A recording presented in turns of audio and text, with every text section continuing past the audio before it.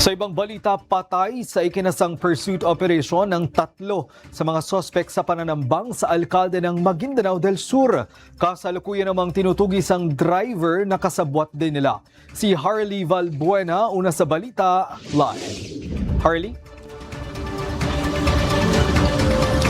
Greg, ipinagutos na ng pamunuan ng Philippine National Police ang pagbuo ng Special Investigation Task Group hinggil sa nangyaring RPG ambush sa isang alkalde sa Maguindanao del Sur.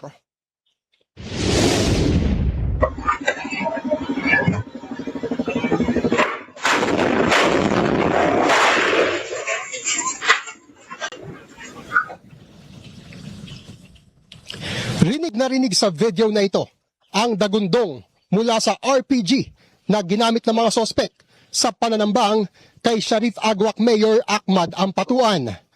Napatay ang 3 sa mga sospek sa pursuit operation ng pinagsalib na puwersa ng pulisya at militar. Pero nakatakas ang kanilang driver na patuloy pang tinutugis. Nakaligtas din si Mayor Ampatuan. Mabuti na lamang at hindi direktang tinamaan ang SUV na kanyang sinasakyan.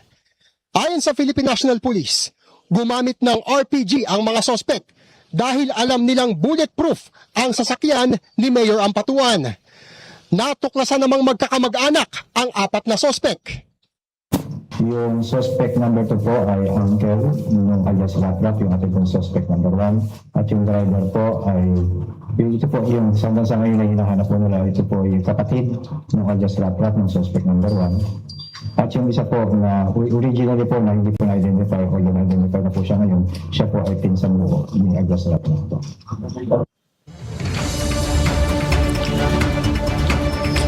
Kaugnay dito, tinitingnan na kung clan war o alitan ng mga angkan ang motibo sa pananambang, lalo na't ito na raw ang pang-4 na beses ng pagtatangka sa buhay ni Mayor Ampatuan.